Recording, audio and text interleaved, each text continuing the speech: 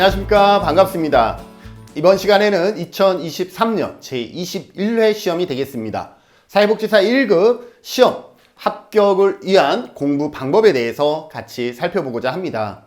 우리가 바로 앞 영상에서는 2022년 그러니까 올해 시험 봤던 제20회 사회복지사 1급 시험에 대한 응시자 현황, 합격자 비율, 그리고 제20회 과목별 문제 분석까지 우리가 같이 해봤습니다. 그러면서 과목별 시험의 난이도라든지 기출 경향이라든지 이러한 부분들에 대해서 살펴봤는데요. 혹시 관련 영상 내용 궁금하시면 이쪽에 링크 걸어 드리겠습니다. 앞에 영상을 같이 참고해 주시고요. 이제는 그러면 내가 2023년 사회복지사 1급 시험 준비하려고 그러는데 어떤 부분에 어떻게 준비하면 도움이 되는지에 대해서 같이 살펴보고자 합니다. 물론 본 영상에서는 개인적인 의견도 있지만 상당히 객관화된 내용들도 있기 때문에 여러분들 같이 살펴봐 주시면 앞으로 많은 시간을 투자해서 공부를 하는 것보다 이 영상 먼저 살펴보고 공부를 시작하는 것이 큰 도움이 될 수도 있다는 것 여러분들 기억하시면서 같이 살펴보도록 하겠습니다. 2023년입니다. 제21회 시험 준비를 위해서 우리가 이 시간에 살펴볼 것은 1급 정말 필요한가에 대한 질문을 먼저 답하고 시작하려고 합니다. 여러분들 1급 왜 취득하려고 지금 이 영상을 보고 계신가요? 1급이 정말 필요하다라고 생각하십니까? 우리 중에 목표가 명확하지 않은 경우는 끝까지 갈 수가 없어요. 1급 정말 필요하지도 않은데 내가 왜 지금 여기에서 공부하고 있지? 이러한 생각을 가지면 끝까지 종점까지 가기가 어렵잖아요. 그래서 1급의 필요성에 대해서 먼저 살펴보고 1급 시험의 특징에 대해서도 같이 살펴보고자 합니다. 시험의 특징을 알면 우리가 시험 공부를 어떻게 해야 되는지에 대한 방향을 설정할 수가 있기 때문에 시험 특징 같이 살펴보고자 합니다. 그리고 합격을 위한 이 시험 특징을 반영한 공부 방법에 대해서 같이 살펴보고자 합니다. 준비되셨나요? 자, 그러면 정말 1급 필요하냐라는 거죠. 1급 정말 필요합니까? 라는 질문입니다. 여러분들은 어떻게 생각하십니까? 사회복지 현장에서 사회복지사 1급 자격증은 필요하다? 있으면 좋지만 없어도 상관없다? 없어도 된다. 어디에 여러분들은 투표를 하실 겁니까? 자, 봅시다. 정말 필요한 것인가 아니면 필요하지 않은 것인가 한번 살펴보도록 하겠습니다. 저희 학교 제자들이요 이렇게 얘기해요. 교수님, 선배들이 얘기하는데 굳이 1급 없어도 된다고 말하는데 교수님 왜 1급 공부해야 됩니까? 이렇게 질문하는 사람들이 의외로 있습니다. 자, 그런데 우리가 앞 시간에서도 살펴봤지만 비교해 봅시다. 연도별 1급 시험 응시자들 현황을 좀 살펴보도록 하죠. 2017년 24,000명이었는데 18년 27,000명, 19년엔 28,000명, 20년에는 33,000명이 시험을 접수합니다. 그리고 21년에는 35,000명이나 시험에 접수를 합니다. 상당히 가파르게 증가하고 있다는 거죠. 1급 시험을 준비하는 분들이. 교수님, 그런데 22년은 줄어들지 않았습니까? 라고 얘기를 하는데 앞 강의에서 설명을 했습니다. 여기에서 줄어든 이유는 앞에 2021년의 합격률이 너무 높다 보니까 다음에는 어렵게 출제해야 할 거야 라고 생각해서 그래서 접수를 안 한 분들이 많아요. 그렇지만 그러한 효과를 제거한다 그러면 아마 2022년도 증가했을 것이다 라는 거죠. 자, 무엇을 보여주고 있냐 하면 이렇게 통계적인 자료에서 이미 현장에서는 사회복지사 1급의 필요성을 절실히 느끼고 있고 그래서 뭐 하고 있다라는 거예요? 시험 보려고 도전하고 있다라는 겁니다. 여러분들 누구의 말을 들을까요? 굳이 1급 없어도 된다라는 선배의 말을 듣겠습니까? 수치로 보여주고 있는 현장에서 1급의 필요성을 보여주고 있는 이 수치를 믿겠습니까? 둘 중에 여러분들의 선택에 맡기겠습니다. 자, 그러면 1급 절대 필요하다라고 결론을 맺겠습니다. 1급은 절대 필요한데요. 자, 그러면 첫째, 있으면 기회가 생긴다라는 거죠. 제 채널을 보고 계신 분들 중에는 상당히 많은 분들이 40대, 50대, 60대의 분들이 채널을 많이 보고 계십니다. 가끔 70대에 계신 분도 채널을 보고 계세요. 그래서 가끔 전화가 오면 깜짝깜짝 놀랍니다. 60이 넘으셨는데 공부하시네요? 라고 물어보면 네, 미래를 설계하려고요. 60이 넘었으면 정년도 있고 어떻게 미래를 설계하지? 라고 했는데 그래서 궁금해서 물어봐요. 어떻게요? 네, 1급이 있으면요 보수교육 강사도 할 수가 있고요 요양보호사 강사도 할 수가 있어서 이건 나이가 들어도 할 수 있잖아요. 사회복지사 현장은 원장이면 65세, 원장이 아니면 60세의 정년이 있지만 강사들의 정년은 별도로 없잖아요. 내가 강의는 잘하는데 1급이 없어서 강사 조건이 안 돼요. 그래서 강의하려고 1급을 취득하려고 하고 있습니다. 교수님 잘 부탁드립니다. 이렇게 얘기를 합니다. 여러분들 어때요? 맞죠? 1급이 있으면 내가 할 수 있는 기회들이 더 많이 늘어난다라는 것 여러분들 동의할 수밖에 없습니다. 두 번째, 사회복지 구조상 승진을 하려면 1급이 있는 게 훨씬 더 유리합니다. 자, 여러분들이 같은 기관에서 내부 승진이에요. 위에 누군가가 정년이 돼서 나갔어요. 그래서 내부 승진을 하겠다라고 결정을 하죠, 기관에서. 그러면 여러분들이 1급이 있든 2급이 있든 큰 상관이 없어요. 왜? 관장님은 알고 계시거든요. 아, 저 친구가 일을 성실히 잘하는지 그렇지 않은지를 이미 알고 있어요. 그래서 1급이라는 자격증이 있든 없든 그 사람을 너무나 잘 알기 때문에 그 사람을 채용할 승진시킬 것인지 그렇지 않을 것인지를 결정할 수가 있습니다. 반면에 외부 승진을 한다 그러면 어떻게 되겠어요? 내가 그 사람에 대한 정보를 잘 모르죠. 그렇다 그러면 우리가 인적 자본론이라 그래서 그 사람이 가지고 있는 자본, 인적 자본의 수준에 따라서 그 사람이 좋은 사람인지 성실한 사람인지를 우리는 결정할 수밖에 없죠. 우리가 관상을 본다 그래서 완벽하게 그 사람을 볼 수가 없기 때문에 자, 그럴 때 그분이 1급이 있다? 아, 그러면 이분은 뭔가 준비했고 또 이론적인 어떤 백그라운드가 적어도 있을 것이다. 성실함이 있을 것이다. 이러한 것들을 우리는 미루어 짐작하게 된다라는 것이죠. 자, 그런데 여러분들의 지역에 사회복지 승진은 어떻게 많이 이루어집니까? 제가 살고 있는 제주도는요, 내부 승진도 있지만 이직을 통해서 승진하는 경우들이 더 많습니다. 왜? 내부 승진을 하려면 위에 누군가가 나가줘야 되는데 위에 팀장급 이상은 보통 이직을 잘 하지 않습니다. 왜? 여기 내가 안정적인데 내가 여기 이미 5년 10년을 근무해서 여기의 상황은 내가 더 잘 알고 있고 조율할 수 있는데 그런데 내가 굳이 이직한다 그러면 거기서 새로 뭔가를 다시 힘들게 배워야 되잖아. 적응해야 되잖아. 그래서 이직을 잘 하지 않습니다. 자, 그러면 내부 승진의 기회는 줄어들고 이직을 통해서 승진할 수밖에 없는데 이직을 통해서 승진할 때는 1급이 절대적으로 유리하다라는 것이죠.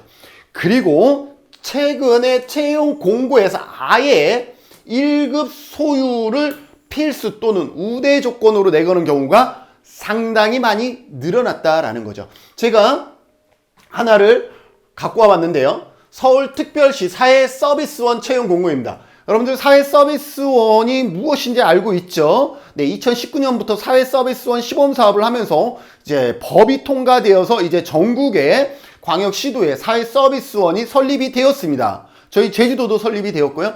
자, 그런데 이 사회서비스원 채용 공고에 봤더니 이건 서울시입니다. 제주도가 아니라 서울시 것을 갖고 와봤어요.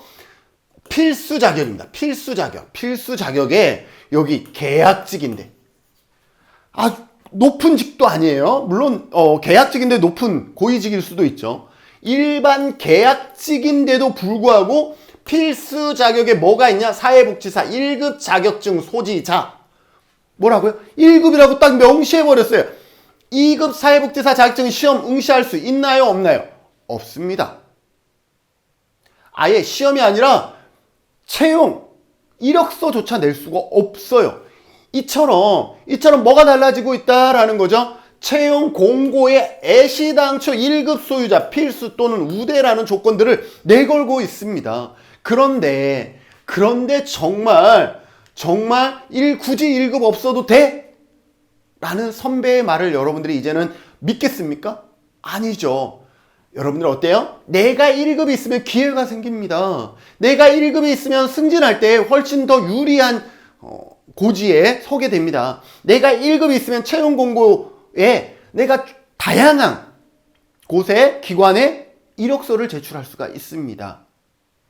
어때요? 2급이 있어서 안 되는 건 절대 아닙니다. 또 2급이 있다 그래서 실무 능력이 떨어진다 이렇게 판단할 수 있는 건 절대 아닙니다. 그럼에도 불구하고 1급이 있으면 이렇게 다양한 기회들을 추가로 확보할 수가 있습니다.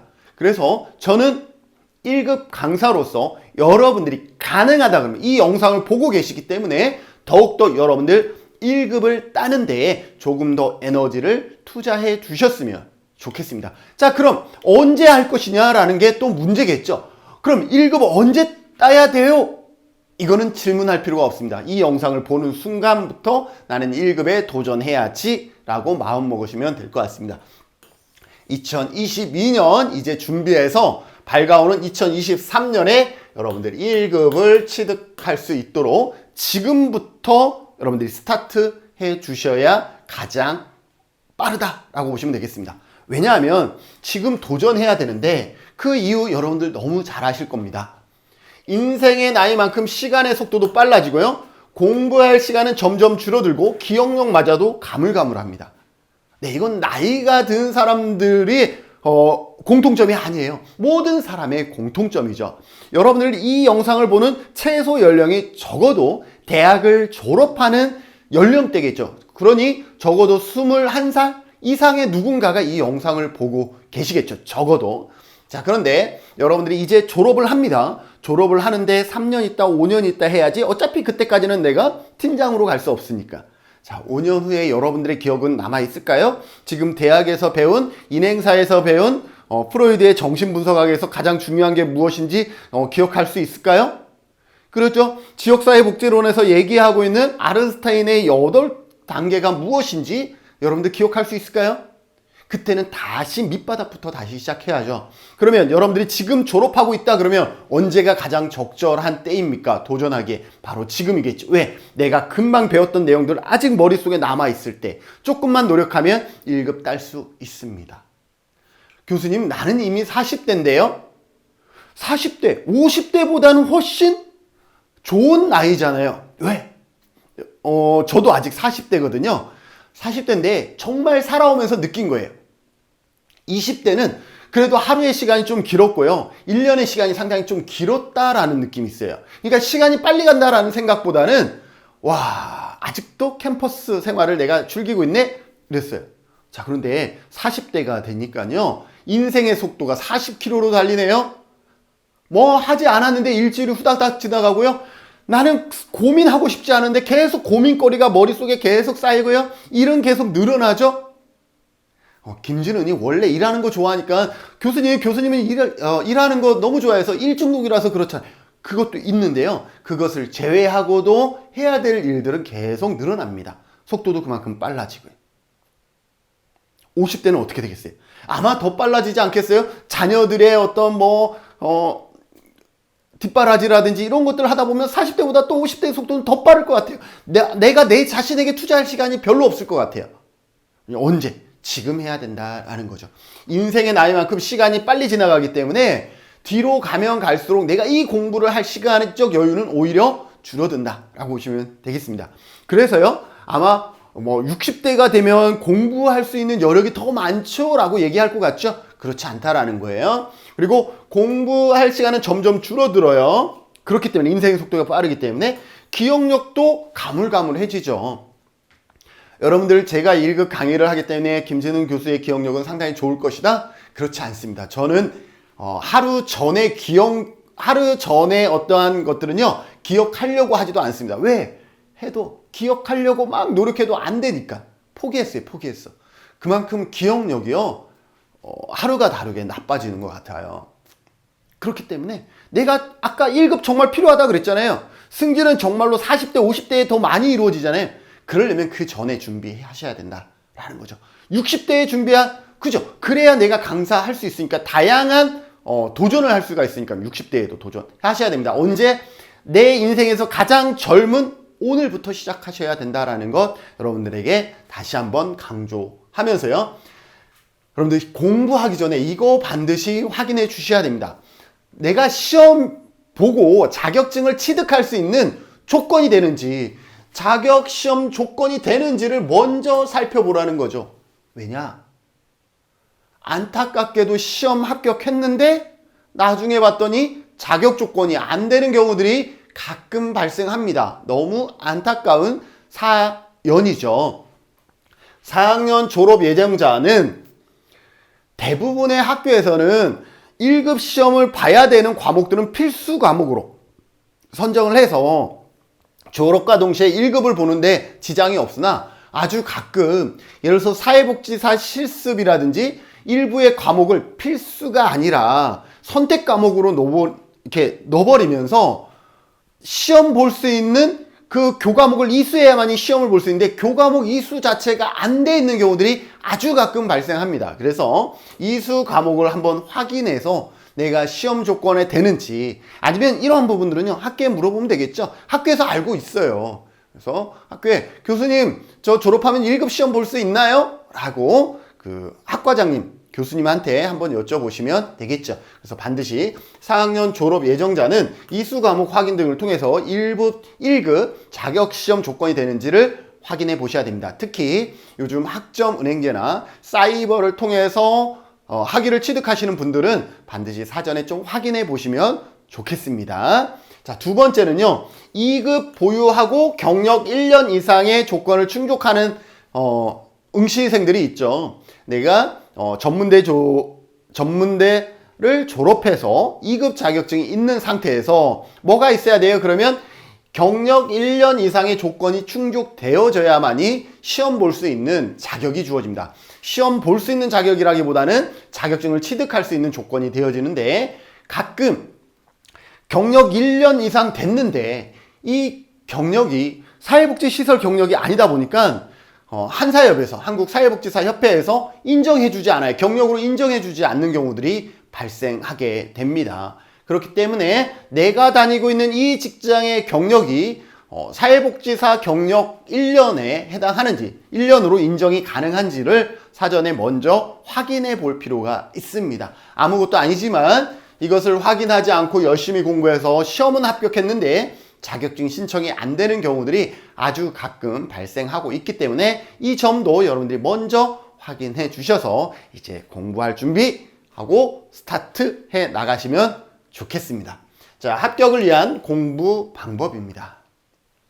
여러분들은 어떠세요? 우리 사회복지사 1급은 여러 가지 특징이 있지만 그 중에서 하나가 오지선다형입니다. 객관식 5지문 중에 하나를 선택하면 되는 것이죠. 자, 5개 중에 하나를 선택하면 그게 정답인데, 그러면 전체 내가 받을 수 있는 평균 확률은 몇 점일까요? 공부를 하나도 안 하고 찍었을 때 말이죠. 어차피 오지선다에서 예서점 공부를 안 한 상태에서도 점수는 20점은 확보합니다. 왜? 5분의 1은 맞출 확률이 있기 때문에 100점에서 5분의 1은 20점이 됩니다. 20점. 자, 우리가 공부를 하지 않더라도 1번만 다 찍거나 2번만 다 찍어도 20점은 맞을 수가 있다라는 것이죠. 그런데 우리 공부하지 않았나요? 할 거잖아요. 그죠? 얼마나 많이 시간을 투자해서 공부를 했는지 그거는 사람마다 개별로 조금 차이가 있겠지만 공부를 하기 때문에 적어도 공부를 하면 추가 20점 정도는 일반적으로 받습니다. 왜? 시험 문제라는 게 뭐 한 과목에서 조사론이면 모든 조사론이 어렵다라고 해도 1번부터 25번까지가 다 어려운 게 아니라 이 중에서 쉬운 문제들도 분명히 있기 때문에 20점 정도는 맞출 수가 있다라는 거죠. 그러면 자, 기본적으로 공부 안 해도 20점에 내가 공부를 했어 그러면 또 20점을 맞을 수가 있어요. 그러면 최소 40점은 맞을 수가 있습니다. 40점. 여러분들이 공부를 했다면 40점을 맞을 수가 있어요. 그런데 우리가 시험에 합격하려고 그러면 60점을 확보해야 됩니다. 그러면 나머지 20점은 열심히 공부하는 사람은 나머지 20점이 문제겠어요? 뭐 40점, 60점 해서 100점을 맞을 수도 있겠죠. 그런데 우리의 시간과 여러 가지 제약 때문에 우리는 100점을 맞기는 어렵고 적어도 무엇을 목표로 하냐면 60점을 목표로 공부를 하죠. 그러면 추가 20점을 확보해야 합니다. 문제는 나머지 20점인데 이 나머지 20점 어떻게 공부하면 확보할 수 있는지에 대해서 살펴보도록 하겠습니다. 중요한 것은요, 속도보다 방향이다 라는 거예요. 여러분들 지금 이 영상을 보고 있는 게 언제인가요? 제가 이 영상을 촬영하는 오늘이 언제? 3월 28일이에요. 3월 28일인데 여러분들 중에 3월 28일 날 영상을 바로 보시는 분들이 있고, 이거는 제가 29일 날 올릴 거니까 29일 날 영상을 바로 보시는 분이 있는가 하면 이 영상이 업로드되고 한참 후에 12월 28일 날 보는 분들도 있을 거예요. 자, 언제 보든 중요하지 않습니다. 속도보다 방향이다 라는 거죠. 내가 제대로 공부하고 있느냐, 한 달밖에 안 남았는데 제대로 공부했느냐, 중요하다라는 거죠. 지금 몇 개월이 남았어요? 10개월이 남았어요. 10개월이 남았으니까 시간이 참 많다라고 하면 방향은 상관없어. 내가 어떻게 공부하든 10개월 동안 공부할 거니까 충분해. 과연 그럴까요? 그렇지 않을 수도 있기 때문에 여러분들 공부 방법 여러분들이 중요하게 생각해 주셔야 됩니다. 자, 그러면 어떠한 방향으로 어떻게 공부하면 우리가 효율적으로 추가 20점을 높일 수가 있을까요? 봅시다. 가장 중요한 것 1급 시험, 사회복지사 1급 시험의 특징을 기억해라. 여러분들 머릿속에 한번 생각해 보세요. 사회복지사 1급은 어떤 특징이 있을까? 이런 거 생각 안 해보셨죠? 1급 시험의 특징에 대해서 고민해 보셔야 됩니다. 첫째, 1년에 딱 한 번 있는 시험이다라는 것도 상당히 중요한 특징입니다. 1년에 딱 한 번밖에 보지 않는 시험? 이런 시험이 세상에 어디 있어? 야, 진짜 너무하네. 맞습니다. 사회복지사 1급 시험은 진짜 너무한 시험입니다. 1년에 한 번 시험을 보기 때문에 원래 내가 열심히 해서 떨어졌으면 그 기억이 다시 언제까지 붙잡아야 돼? 내년 1년까지 365일이 지난 그 순간까지 다시 붙잡지 않으면 전에 공부한 거는 도루아무 탐, 아무것도 말짱 도루묵이 된다라는 거죠. 자, 그러면 어떻게 하겠어요? 1년에 한 번 있는 시험이기 때문에 가능하면 공부할 때 조금 더 내가 일상생활을 하면서 공부를 10% 할 수 있어.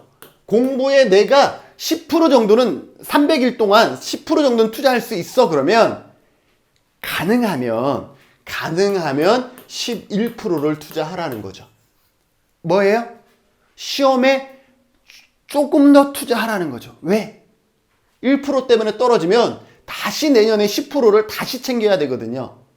그렇기 때문에 여러분들 시작하겠다라고 마음 먹으면 조금 더 많은 시간을, 조금 더 많은 열정을 여기에 녹여주셔야 됩니다. 이번 떨어지면 내년에 해야지? 아니요. 이번 떨어지면 내년에 하면 내년에 게 이번에 공부한 거 플러스 내년에 공부하면 이번에 50점 맞았으면 내년에 60점 맞겠지? 그렇지 않다라는 게 왜? 원래 공부한 것도 우리는 인간인지라 까먹게 되거든요. 그렇죠? 그래서 1급 시험은 1년에 한 번뿐이기 때문에 이번에 떨어지면 다음엔 더 힘들어질 수 있다라는 거예요. 그래서 한 번 할 때 최선을 다해서 하자. 여러분들이 21회 시험을 준비하는 2023년 1월에 시험을 볼 여러분들만큼은 정말로 이제 300일도 안 남았어요. 여러분들 날짜 세면서 300일 동안은 내가 여기에 조금 더 에너지 쏟아야지. 물론 지금부터 밤새면서 공부할 필요는 없지만 조금 더 에너지 쏟아야지. 이 마음은 여러분들이 정말로 반드시 필요하다라는 거. 내년은 없습니다. 왜? 내년 되면 원래 공부했던 거 플러스가 아니라 원래 공부한 것에서 다시 원래 공부한 것만큼 다시 공부하고 또 플러스 해야만이 가능하다라는 것 기억해 두시면서 1급 시험은 1년에 한 번이기 때문에 공부할 때에 조금 더 에너지를 투자하자라는 거죠. 자, 두 번째 1급 시험의 특징입니다. 여러분들 사회복지 1급 시험 8과목 보는데요. 대부분의 학생들은 이 8과목을 맹목적으로 공부합니다. 각각의 과목을요.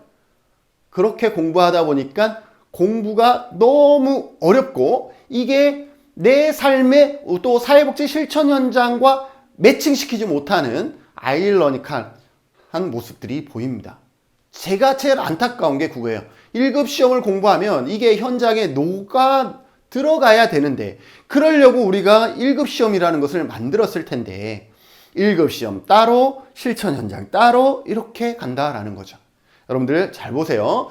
자, 사회복지 1급 시험은 이렇게 8가지입니다. 인행사, 사회복지 조사론, 실천론, 실천기술론, 지역사회복지론, 정책, 행정, 법제 이렇게 흘러갑니다. 자, 이 과목이 무엇을 의미하는지 하나의 과목을 공부하듯 공부해야 합니다. 자, 여기서부터 여기까지는 뭘까요? 그냥 우리가 바로 여러분들이 사회복지 현장에 나아가면, 아니면 여러분들이 지금 현장에 계시면 현장에서 하는 일의 순서다라고 보시면 되겠습니다.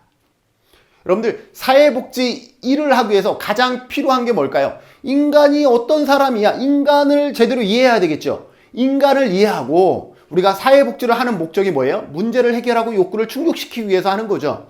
자, 인간을 이해하기 위해서는 인간의 기본인 인간 행동과 사회 환경에 대한 이해가 필요하고요. 이 사람이 어떤 문제가 있고 어떤 욕구가 있는지를 파악해야만 우리가 접근할 수 있어요. 어떤 문제가 있고 어떤 욕구가 있지? 그것을 살펴보는 것이 조사론입니다. 그래서 인행사와 사회복지 조사론은 사회복지 기초에 해당돼요. 우리가 실천하기 전에 기본적으로 우리가 알고 있어야 하는 그러한 내용이 인행사와 사회복지 조사론입니다. 이분이 어떠한 욕구가 있는지, 어떠한 문제가 있는지를 파악해야만이 그 다음에 하는 게 뭐예요? 우리가 개입이죠. 실천을 해야 되죠. 자, 실천을 하는데 우리 사회복지 실천에는 3가지가 있습니다. 개별사회사업, 집단사회사업, 지역사회복지가 있습니다. 개별사회사업, 집단사회사업, 지역사회복지가 있는 것이죠. 사회복지 실천론, 실천기술론, 지역사회복지론은 우리가 여기에서 파악한 기초에 이제는 실천을 하는 거예요. 직접 개입을 해서 개별 사회사업으로는 어떻게 하면 되는지, 개이통수 비자비 해서 BS택의 7가지 원칙을 적용하면서 우리가 서비스를 준비하는 것이고요. 그 다음에 집단, 그죠? 그룹워크는 어떻게 진행하면 훨씬 더 안정적으로 그 안에 역동성을 끌어내면서 할 수 있는지, 그것을 배우는 것이죠. 그 다음에 지역사회복지, 1995년 지방자치가 실시되면서 또 2014년 송파 세모녀 사망사건 이후에 2015년 사회보장 급여 이용 제공 및 수급권자 발굴에 관한 법률이 만들어지면서 읍면동 지역사회보장 협의체가 만들어지면서, 자, 지역사회복지 실천은 어떻게 이루어지고 있느냐? 이건 뭐예요? 사회복지 실천의 방법들, 노하우가 여기에 있다라는 거죠. 여러분들 지금 사회복지 실천 현장에서 노하우가 부족한가요? 실천론, 실천기술론, 지역사회복지론 공부하시면 되잖아요. 자, 그 다음에 사회복지 정책론, 행정론, 법제론은 뭐예요? 거시적인 차원에서 정말로 한 사람의 개입이 아니라 거시적인 차원에서 우리가 이 문제를 해결하려고 그러면 가만히 봤더니 이거는 한 사람의 문제가 아니야. 지역사회 전체의 문제고 나라의 문제야 라고 하면 어떻게 되겠어요? 정책을 만들겠죠. 어떤 정책을 펴겠죠. 정책이 만들어지면 이 정책을 실행하려고 그러면 행정이 필요하죠. 자, 그런데 이 정책은 뭐예요?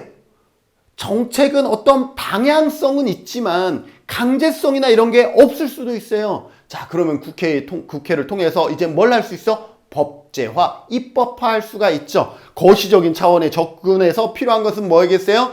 정책을 개발하고 그것을 입법화하고 정책을 집행하는 행정이 필요한 거죠. 자, 그래서 사회복지 정책과 행정과 제도를 뭐예요? 사회복지 정책과 제도라고 하고 있습니다. 이처럼 1교시, 2교시, 3교시는 사회복지 실천 현장과 동떨어진 과목이 아니라 이것을 내가 잘 배우면 사회복지 실천 현장에서 내가 할 수 있는 역량 자체가 커진다라고 볼 수가 있죠.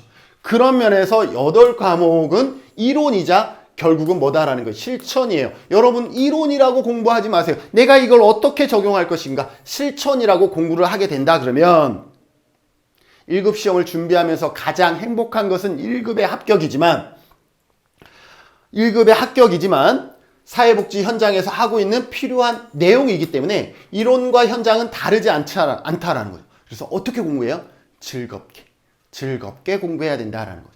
내가 이론을 공부하고 있는 것 같지만 결국은 실천에 강한 한 사람으로 거듭나고 있다라고 생각하시면서 이론을 공부하지만 실천 현장과 다르지 않다라고 생각해서 배우는 것 하나하나가 뭐가 되어져야 돼요? 즐거움이 되어져야 된다라는 거죠.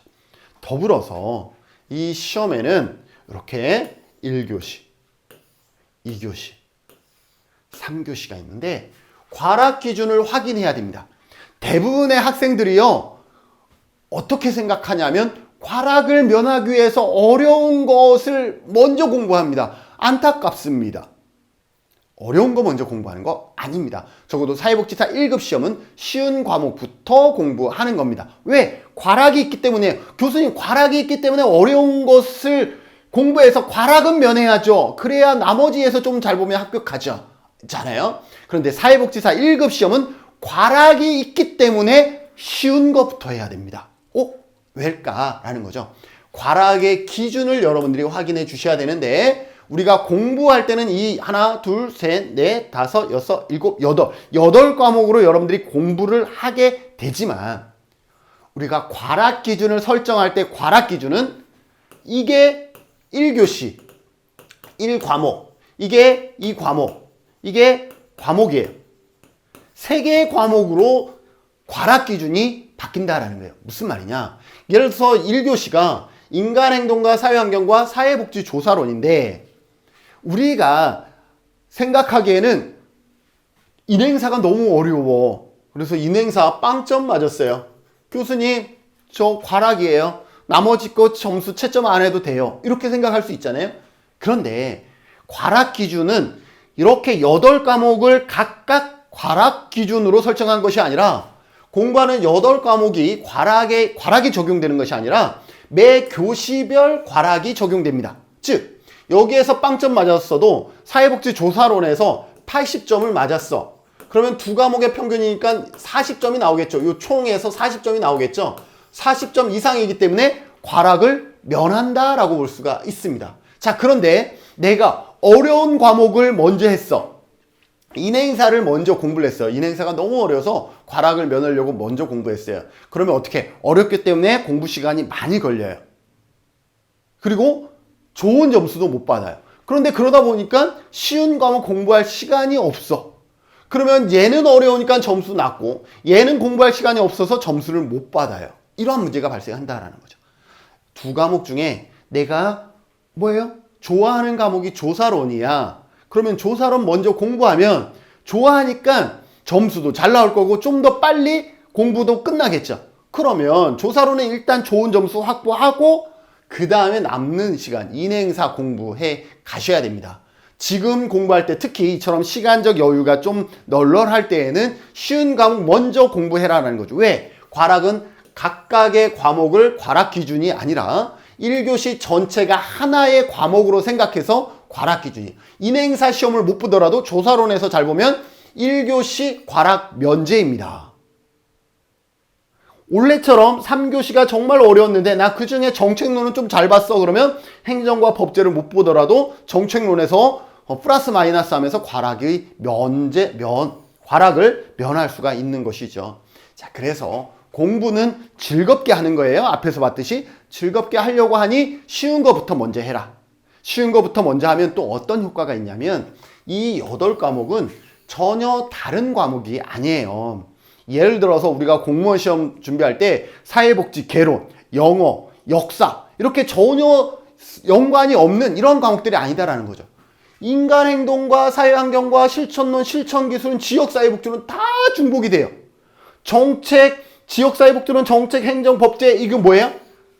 과목은 다르지만 이 안에 내용 들어보면 어때요? 다 똑같잖아. 그렇지 않아요? 똑같은 내용들 다 있잖아요. 뭐 COS, 자선조직 캐파와 인보관 어디 있어요? 지역사회복지론에도 있죠. 행정론에도 있죠. 정책론에도 있죠. 다 있잖아요. 이렇기 때문에 쉬운 과목을 먼저 하면 거기에서 이미 우리가 다른 과목에서 배워야 할 것들도 먼저 선행학습이 가능하다라는 거예요. 쉬운 과목부터 해라.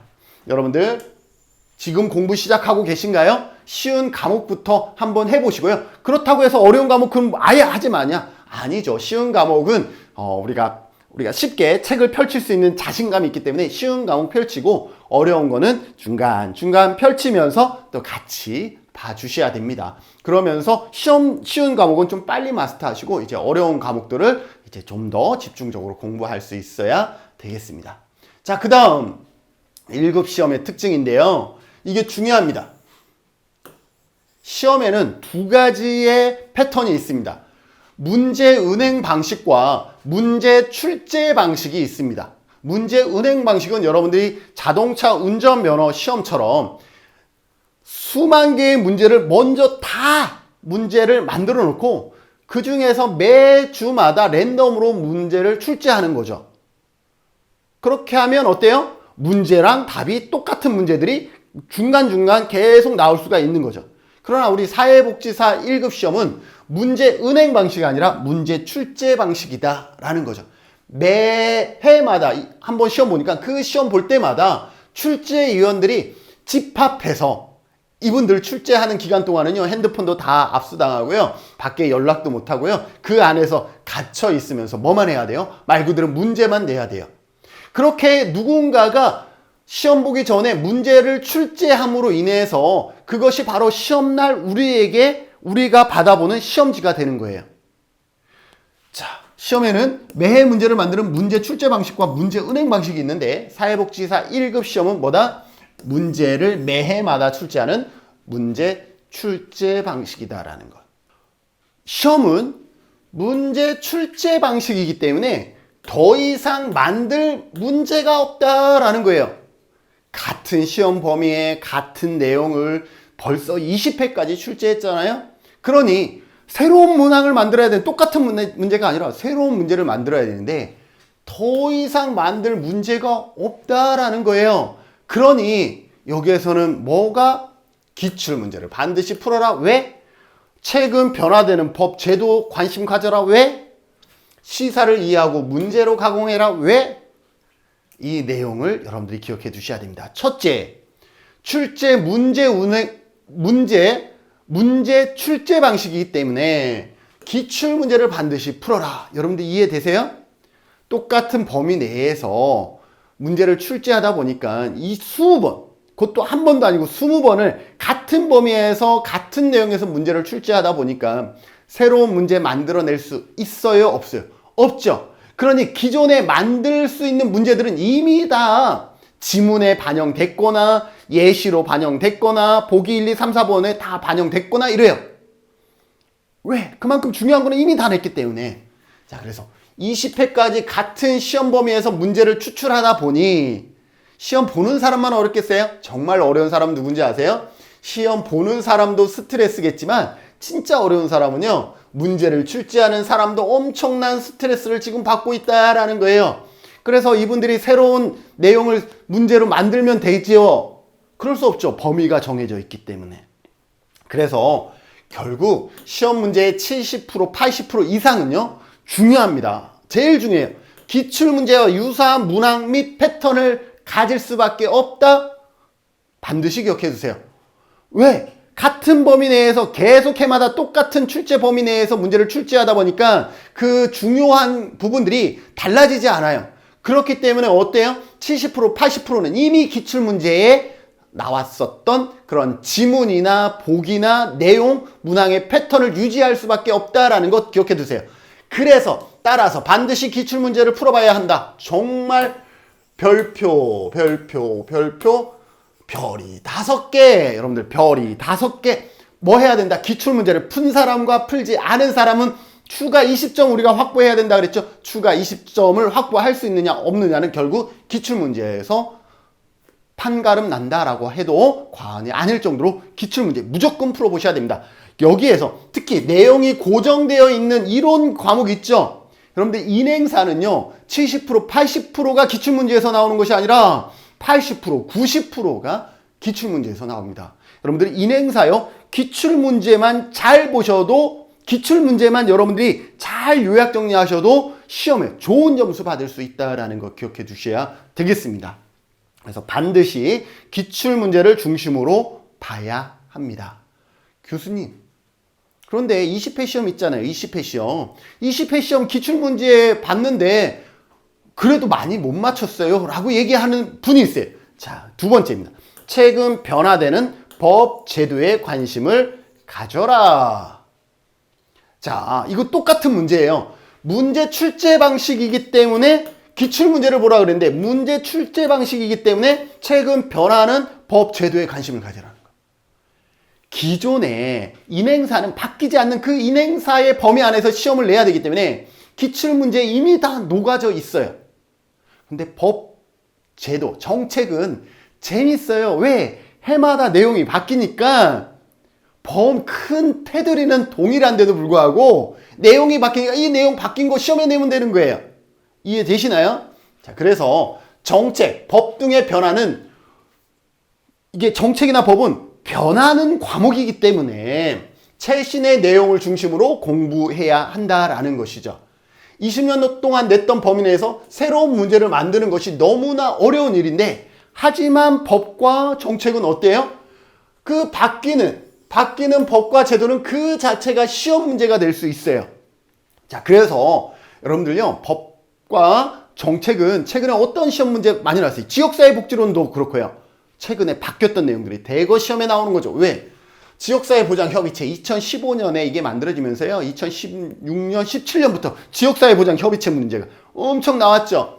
사회보장급여법은 왜요? 아까 얘기했던 사회보장급여 이용 제공 및 수급권자 발굴에 관한 법률 2014년 12월에 제정돼서 2015년부터 시행이 됐죠. 그러다 보니까 바로 만들어질 때는 안 나왔는데 최근에 사회보장급여 이용 제공 및 수급권자 발굴에 관한 법률이 대거 시험에 나오고 있죠. 그럴 수밖에 없어요. 다른 데에선 낼 게 없는데 얘는 내용 자체가 바뀌었기 때문에 뭘 내도 다 신선한 문제예요. 그렇기 때문에 이처럼 법과 제도 등에서는 최근에 변화되는 내용에 관심을 가져라 라는 거죠. 그래서 여러분들 중에 1급 시험을 준비하면서 작년에 교재를 그대로 보시는 분들이 계세요. 다른 과목은 괜찮은데 법이나 정책은 다른 과목 공부할 때보다는 조금 더 긴장해야 돼요. 왜? 내가 맹목적으로 그 교재만 믿다가는 법이 바뀌고 정책이 바뀌었는데도 여러분들이 과거의 정보를 공부할 수가 있어요. 오히려 공부해서 틀릴 수가 있는 거죠. 그래서 그런 경우는 저 같은 유튜브 채널이라든지 이런 것들을 보면서 내용이 바뀐 부분은 없는지 꼼꼼히 살펴보셔야 되겠습니다. 그렇고 방금 설명했던 것처럼 법과 정책, 지역사회복지론도 이러한 지역사회보장협의체가 여기에 포함되는 내용들이거든요. 이러한 법에 근거한 내용들의 변화가 있는지 없는지 이러한 부분들을 꼼꼼히 살펴보시면 훨씬 더 좋겠죠. 왜? 문제 출제 방식이기 때문에 이런 특징들을 갖는 거죠. 자, 세 번째, 시사를 이해하고 문제로 가공해라. 요거는 이 중에서 가장 어려운 부분이기도 한데요. 이거는 공부하면서 좀 즐겁게 공부하기 위해서. 여러분들이 예를 들어서 정책론을 공부를 했는데 정책론에서 시험에 가장 많이 나오는 것이 뭐냐면 빈곤 쪽에 빈곤. 진위계수, 5분위 분배율, 10분위 분배율 이쪽에서 시험에 가장 많이 나오거든요. 사회복지 정책의 분석 틀과 함께 많이 나오는 게 빈곤에 관한, 그죠? 소득 불평등과 빈곤에 관한 부분인데 예를 들어서 지금의 사회 현상을 주제로 또는 소재로 하는 문제가 출제될 수 있기 때문에 변하는 현상에 관심을 가져라 라는 거죠. 예를 들어서 기사에 이런 문제가 나올 수 있죠. 우리나라의 진위계수가 낮아졌다 라고 하면 진위계수 우리가 배우는 내용이잖아요. 진위계수가 낮아졌으면 소득 불평등이 심한 걸까? 아니면 소득 불평등이 이제는 줄어들었을까? 이런 것들을 여러분들이 상식으로 여러분들이 추적해 나가시라는 거죠. 진위계수가 낮아졌다라는 것은 뭐냐면 소득 불평등이 줄어들었다라는 말이고 소득 불평등이 줄어들었다라는 것은 10분위 분배율이 커졌고 5분위 분배율은 작아졌다라는 거예요. 이처럼 진위계수를 들으면 그냥 진위계수가 낮아졌네 높아졌네 이게 아니라 그러면 소득 불평등이 어떻게 됐지? 10분위 분배율은 어떻게 되지? 5분위 분배율은 어떻게 되지? 이렇게 매칭하면서 공부하시면 좋고요. 또 이런 거죠. 우리나라는 노인 치매 문제가 날로 심각해지고 있잖아요. 평균 기대 수명 자체가 늘어나고 있고, 자, 그러다 보니까 치매 인구가 계속 증가하고 있어요. 적어도 노인 10명 중에 1명은 치매 어르신이에요. 지금 비율상으로요. 그런데 계속 증가할 수밖에 없는 상황인데, 이러한 사회 문제가 이슈화되면서 문재인 정권에서는 무엇을 주도적으로 했죠? 치매 국가 책임제라는 것을 정책을 펼쳤잖아요. 그래서 치매 안심 센터라든지 광역 치매센터라든지 이러한 치매 안심 센터가 생기기 시작했죠. 자, 그러면 치매가 우리나라에 최근에 이슈화되고 있으니 치매와 관련된 문제는 어떤 것이 나올 수 있을까? 우리나라는 세계 알츠하이머의 날인 9월 21일을 치매 극복의 날로 지정하고 있구나. 9월 21일을 이렇게 날짜를 기억해 나가는 것도 좋은 방법이다라고 볼 수가 있지요. 자, 그 다음에 제가 하고 있는 방법인데요. 제가 강의할 때도 이러한 부분들은 가끔 여러분들에게 제시해주고, 여러분들이 제 강의를 좋아하는 이유 중에 하나가 김준영 교수와 함께하면 그래도 암기법, 좀 쉬운 암기법들이 좀 있더라. 이러한 부분들이 상당히 장점으로 작용하고 있는 것 같은데요. 암기하는 방법을 만들어라. 이건 제가 만들어 드는 게 아니라 여러분들 각각이 암기하는 방법을 만들어 나가셔야 됩니다. 예를 들어서 우리 아른스테인의 8단계 어떻게 했어요? 주권을 협회로 상담했더니 정치적으로 조작하더라. 이것만 알아도 문제 풀 수 있는 게 아주 많았잖아요. 그래서 나눔의 집, 제가 이렇게 나눔의 집의 영상 강의를 하는데 여기에 지역사회복지론 담당하는 선생님이 전화가 왔어요. 교수님, 왜요? 그랬더니 이 주권을 협회로 상담했더니 정치적으로 조작하더라. 이게 아른스테인의 8단계를 암기하는데 너무 도움이 돼서요. 이거를 교재에 좀 인쇄해서 집어넣어도 될까요? 그래 문의가 들어온 거죠. 저는 고맙죠. 내가 이렇게 암기하는 방법을 만들었는데 그게 도움이 된다 그래서 교재에 집어넣는다 그러니 당연히 그렇게 하시라 그랬죠. 아마 교재에 그쪽 부분 펼쳐보진 않았지만 그분이 반영을 했다 그러면 암기법들이 들어가 있겠죠. 이처럼 암기하면 이거 하나만으로도 뭐예요? 조작, 회유 이런 것들을 알 수가 있다는 거죠. 그래서 테니스, 지역사회복지론에서 마찬가지 테니스 하면 이렇게 얘기를 하는 거죠. 여러분들이 이게 배드민턴과 테니스하고 같은 것은 아니지만 사람의 이름이지만 테니스 하면 뭐예요? 코트를 나누고 이쪽과 이쪽이 서로 경쟁하는 거잖아요. 그래서 테니스 보면 공동사회와 이익사회로 나누어진다 이렇게 설명할 수가 있고, 사회복지조사론에서는 또 어떻게 주문이 선행되어야 가설을 설정하고 조사 설계가 이루어진다. 이것만 알아도 한 2문제는 맞출 수 있다 라고 얘기를 했어요. 자, 그래서 주제와 문제, 선행 연구는 이론이라고 할 수가 있고요. 가설 설정을 이론 다음에 하는 거야. 가설 설정을 하고 그 다음에 조사 설계가 이루어지는 거야. 이처럼 주문이 선행되어져야 가설을 설정하고 조사 설계가 이루어진다. 이렇게 내가 암기하기 어려운 것들을 암기하기 쉽게 문장화한다든지 단어화해라 라는 거죠. 이거는 제가 만들었지만 여러분들이 여기에다가 이제 포스트잇을 계속 붙여 나가셔야 된다는 거죠. 여러분들의 암기법을. 그렇게 하면 여러분들이 더 좋은 점수로 추가 20점이 문제가 아니라 아주 고득점으로 점수를 받을 수 있지 않을까라고 생각이 되어집니다. 이러한 공부 방법 여러분들이 반드시 기억해 두시면 좋을 것 같고요. 그 다음에 이게 더 중요해요. 이제부터 공부하실 분들은 300일 동안 준비해야 되는데, 자, 숲을 보고 나무를 보자. 숲, 커다란 전체의 모습을 보고 나무를 우리가 공부하셔야 돼요. 여러분들 운전하고 갈 때 어때요? 모르는 길을 갈 때는 왜 이렇게 두렵고 왜 이렇게 멀게만 느껴지는지. 그런데 내가 그 길을 너무나 잘 알아. 똑같은 거리인데도 불구하고 너무나 잘 알아. 그럼 어때요? 편하게 가고 또 아주 가깝게 느껴지잖아요. 그래서 공부를 할 때는 전체를 먼저 보고 부분을 공부를 하셔야 돼요. 자, 그러면 그럴 때 가장 좋은 방법은요, 공부하기 전에 항상 여러분들이 이 책을 꺼내서, 두꺼운 이 책을 꺼내서 공부하기 전에 어디를 펴요? 이렇게 목차를 펴는 거예요. 목차를 펴서 목차만 한번 싹 보는 거예요. 과학적 방법과 조사 연구, 조사의 유형과 절차예요. 조사의 유형 절차 있고, 조사 문제와 가설, 조사 문제, 가설, 변수가 있고, 조사 설계와 인과관계, 조사 설계 유형, 순수 실험, 유사 실험, 전 실험이 있고, 단일 사례, 그 다음에 측정의 신뢰도와 타당도, 척도의 유형, 표집. 이렇게. 뭐예요? 목차. 지금 저는 여러분들에게 뭔가 이렇게 전달하려고 읽었지만 이거 눈으로 한번 쭉 보는데 5분도 안 걸려요. 그죠? 그런데 공부할 때마다 이 1장에서부터 14장 이 목차만을 봐도 시험에서 내가 가질 수 있는 부담감을 10%, 20%를 낮출 수가 있어요. 여러분들 시험 보셨던 경험이 있고, 그렇죠. 특히 다른 시험 아니더라도 사회복지사 1급 시험을 보는 경우는요, 정말 이게 조사론 1장의 문제인지 10장의 문제인지만 가르쳐줘도 나 맞출 수 있을 것 같아. 그런 경우 되게 많거든요. 이게 조사 유형과 절차에 관한 문제인지 조사 설계와 인과관계의 문제인지만 알아도 답을 찾을 수 있는데 그걸 몰라서 답을 못 찾는 경우들이 더 많아요. 그렇기 때문에 공부를 할 때 어때요? 조사 유형과 절차, 조사 문제와 가설, 조사 설계, 단일 사례, 축정, 표집, 자료 수집 방법, 이렇게 목차. 네.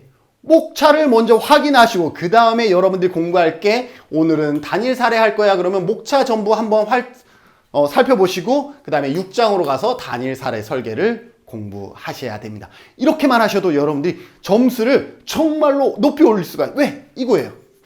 알고 있는 곳을 갈 때는 지루하지도 않고 상대적으로 가깝게 느껴진다라는 거죠. 이 전체의 목차만 여러분들이 알아도 8과목의 목차만 알아도 8과목은 여러분들이 정말 쉽습니다.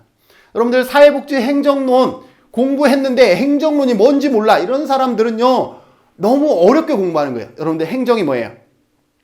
행정은 법과 정책이 만들어지면 이게 당사자에게 전달되어지는 이 과정을 행정이라 그래요. 근데 이 과정에서 필요한 것이 뭐죠?